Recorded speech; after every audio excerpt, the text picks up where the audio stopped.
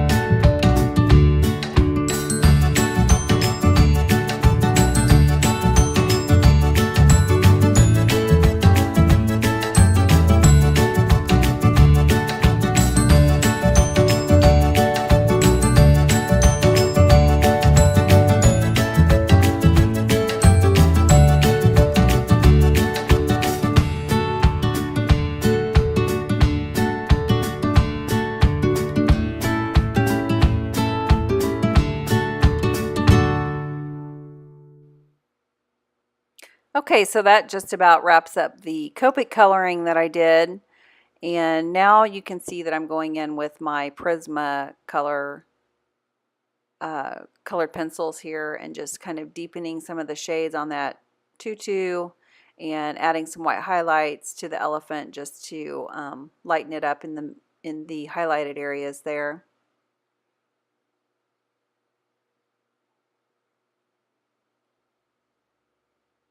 And on the balloon. Next, I'm going to use this Quickie glue pen, and these are really great for little small areas. And I decided to use some Martha Stewart glitter. I have tons of this, and I thought that I would just use a little bit on this tutu just to give it some sparkle. And that little Quickie glue pen is great for getting in just little bitty lines in tiny, tiny areas. And then I took some Wink of Stella and put some clear on the balloon just to give it some sparkle as well. Next, I got out my brushes and some Tim Holtz Distress Ink in Spun Sugar and just brushed some very light color of pink around the card in the background there. Just blended in with the W colors that I had put in with the Copics. And then I took out some Tim Holtz Distress Ink in the color Pumice Stone and put that on the underneath part. I knew I would cut the card down, but I wasn't sure how far I would cut it down, and I didn't really want any white edges showing. I wanted it to look really antique-y and old. So I kind of blended that around the edges into the pink. Next, I took a piece of cardstock and cut it down, or folded it in half, and then cut it. I ended up cutting it down in the end, but I took that same Pumice Stone ink pad and inked around the edge of my colored piece, my image there, just to give it a little bit more of a distress look. And I kind of fussed with my background paper there, and I decided to mat the picture with a little piece of purple paper that I had in my stash just to kind of bring out some of those purple colors a little bit more. So I laid that on there a little wonky there, and then trimmed off the excess pieces on the back side of the card that hung over.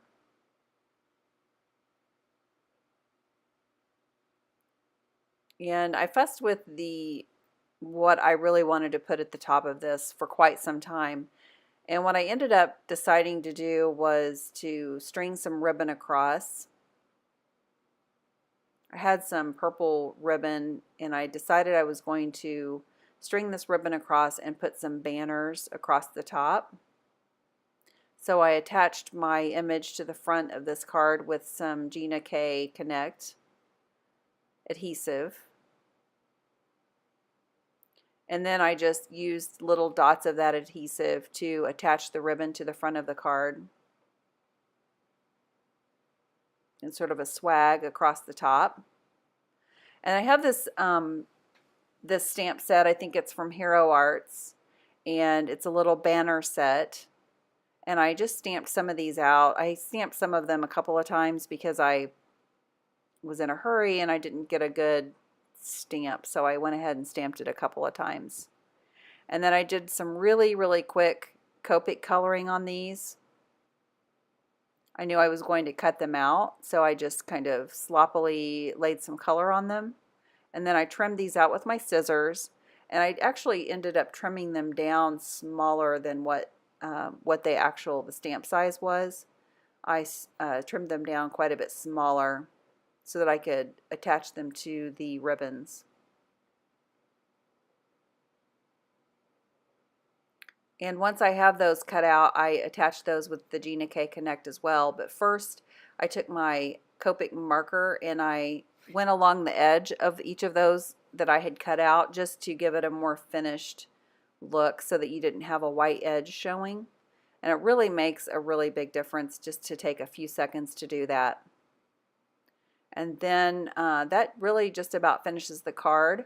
I used a Newton's Nook stamp and stamped the word celebrate on the inside of the card.